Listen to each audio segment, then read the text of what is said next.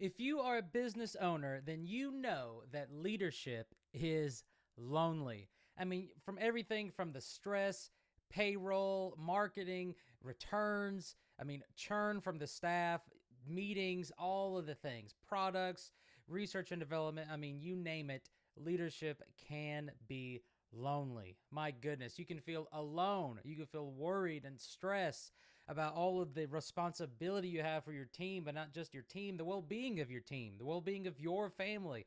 All of these things, leadership can be lonely. But in this video, we're going to talk about how to overcome the loneliness in leadership. Now, when we talk about leadership, and you've seen all the books and all those other things of leadership is influence. This is correct, just like John Maxwell talks about.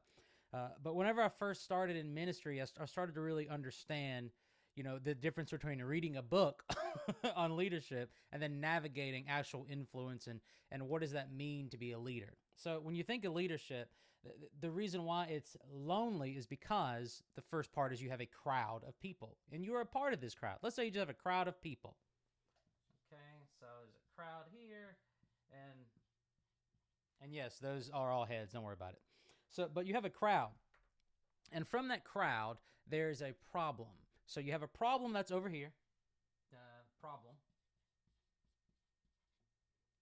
But now, everybody in the crowd is not talking about the problem. Everybody's in the crowd is talking about the problem. See, the thing is, there's no leadership. Everyone's talking about the problem, and no one's solving the problem. That's the difference between a leader, because what a leader does is a leader sees the problem, just like the crowd, but the difference is the leader is the one that says, hey, everybody, we are going to solve this problem. A good leader. now listen, a leader doesn't say, hey, I'm going to solve this problem. That's typically not a good leader. But you're going to say, hey, we are going to solve this problem. Or, hey, this problem needs to be solved. Here's how we can do it. All that other stuff. Anyway, I don't want to get too deep into it. But this is a great example why leadership is lonely, is because here's the comfort zone. It's a whole lot more comfortable to talk about the problem.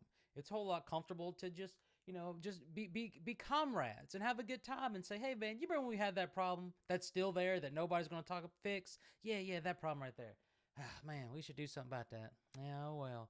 But the reason why it's isolating is because the leader steps out of that comfort zone and says, hey, we're going to do this, guys. We're going to do this together. And in your organization as a business owner, the reason why you're feeling lonely in leadership is because leadership is lonely. It's not lonely in a sense of it's a woe is me, it's awful, but it is the cost. The cost of leadership. It's not that loneliness is the cost, but it can be a symptom of leadership. So let's say you're going to fix a problem. But what most organizations do, they have like an org chart and they talk about like a pyramid. And so let's say your organization has an org chart and I'm just going to draw this pyramid for the sake of it. Now, I know most people may, say, hey, I'm down here and my organization is up here. I support my team. Okay, that's cool. It's all the same. Just because you have a pyramid doesn't mean that you can't support your team. But anyway, so the leader is sitting up here in the organization. A good leader still can sit on top of the org chart and still support the team. Like the leader can still serve and all that other stuff. But the difference in why isolation happens as a leader is because the leader's at the top, but the rest of the team's at the bottom, the rest of the team supporting. But at the same time, there's like a wall here. There's a wall here. Let me make it a little taller. Right there. Perfect. Don't judge me and my drawings, okay? I'm an artist. All right, so I make a little brick wall. The difference is that everyone in the organization can't see past the wall. But only the leader, you, can see past the wall. So you can see right just on the other side of this wall. Now, the hard part and why it's so isolating is because the people down here, they can't see it. And because they can't see it, well, it becomes questions. Well, what are we doing? Why are we doing it this way? Why is this happening? Why we've always done it this way? Why are we changing? What's going on? This isn't fair. What hey, I got to come in more. I got to come in less. Do you want more work? Do you want less work? Like this, where all of this stuff comes in is because the rest of the team can't see what you're seeing. But the difference is that the leader's at the top and the leader is seeing the vision. You should be up here seeing the vision, whatever that vision is, which is just a preferred future. A preferred future of where are you going? And then, once you get that vision, you need to come back and then you need to tell everybody. Okay? Everybody needs to figure out then what the vision is. But that's why leadership is isolating, is because you're the only one that can see past this wall, which this wall is the status quo. This wall is the comfort, the comfortability. This wall is the familiar. This wall is the safe. This wall is we've been doing this for 10, 20 years. We don't need to change anything. But you're the only one that can see past that to the vision. Everybody else can't see past that. But they have an opinion, though. You remember just like I drew all the heads over here, and then I drew like problem. And I talked about how the people can see the problem, right? Remember all the people, they can see the problem. They like to talk about the problem, but nobody's going to go fix the problem and say, hey, let's fix it together. Only the leader can do that. But it comes at a cost. And the cost is what you're feeling as a leader, what you're feeling as a business owner. You're feeling stress. You're feeling worry, sometimes overwhelmed. The pressure of sales, the pressure of your team, the pressure of making sure your customers are happy, but then also collided with that sometimes in a way that can go against each other is the pressure from your family. Hey, why are you not spending time with us? Hey, your business is growing. That's great. But what about time with your family? Hey, you're missing your kid's soccer game because you have meetings, or you are saying yes to way too many things and now you don't have boundaries. But the reason why is because you're up here and you're trying to see where to go. Because without any direction, then your team's not going to know what to do or really do anything.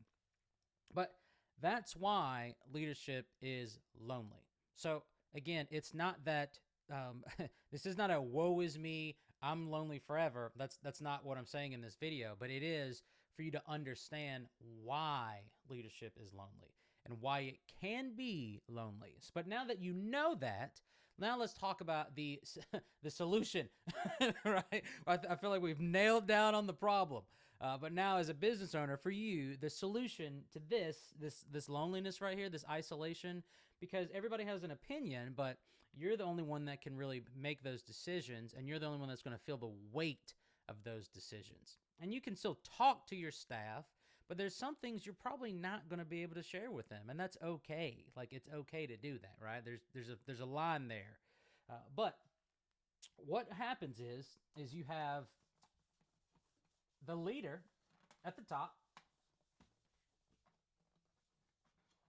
All right, so I'm going to draw the pyramid again. You have the leader at the top. And remember, it's not a bad thing. You can still serve. And it's all just, drawings. So let's say you have the leader at the top. Yay, look at me. But with that is like I said, we talked about the wall, the vision, that your team can't see it, but everybody has an opinion. Okay, but the reason why it can feel lonely is because you're the only one there in that specific position. Now, the solution to that is community. It is community. Okay, we are the body of Christ. So for us who are believers, I'm a Christian, and my heart is to help you, a Christian business owner. The whole purpose of community is so that you do it together. You can have conversations with like-minded people together. So the solution to feeling isolated as the leader is to connect with other, what do you think? Christian business owners. Look at that. So if you're connected with each other, you can understand the weight and the pressure and the stress and the worry, you can be able to communicate that to each other. And that way it doesn't push down on your team. That those frustrations or the stress or the worry doesn't push down on your team, but you can have somebody to talk to help you go through those difficult things. It's like a person. I know my drawings are just dreadful, but I'm proud of them. So let's like a person who is, let's say it's a guy, John. Let's say this is John, and John is not married. John is in fact single. Okay, and then John is single, but then here's Brad. Here's Brad over here. Okay, we got Brad, and we got John. Okay, and John and Brad, they're trying to connect on relationships, but Brad's married. Okay, he is married, and he's got kids. Okay, and then John is single. So there are some things that they can connect about for sure. But at the end of the day, it's a little harder for both of these guys to connect with each other, specifically about dating, because John's not even engaged. Like, yes, he can still learn, but they're not at the same place in regards to a relationship. And so if Brad wants to talk with somebody about marriage, then he's probably not going to talk to John. And if John wants to talk to somebody about the single life and how to find somebody, I mean, he could talk to Brad, but he's like, dude, you've been married for 20 years, man. What, you know? But all that to say is, in the same way of you as a business owner, the best way for you to overcome that feeling and what could happen to you as a leader, you could get isolated because it can be lonely. But the remedy for that is a community, not just a community with people over here. Hey, I'm going to start a coaching business, or hey, I'm going to start this, or hey, I'm thinking about that. But no, it's a community with actual other business owners who share your same values, who share the value of God, the value of the relationship with the Lord, their value of the relationship with their family, to understand that their family is a priority. But if you're connecting with other people that don't have the same values, it's going to be a little different, just like down here. It's not like they can't connect, but because they're in just two different spaces, it's not going to be that beneficial to both of them.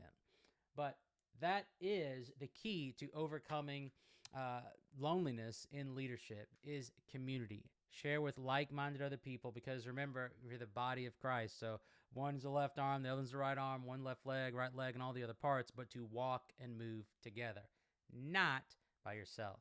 So I hope this was a blessing to you. And remember, you have a great responsibility to lead your team and to lead your business, but do not do it alone. You need community. Until then, see you in the next video.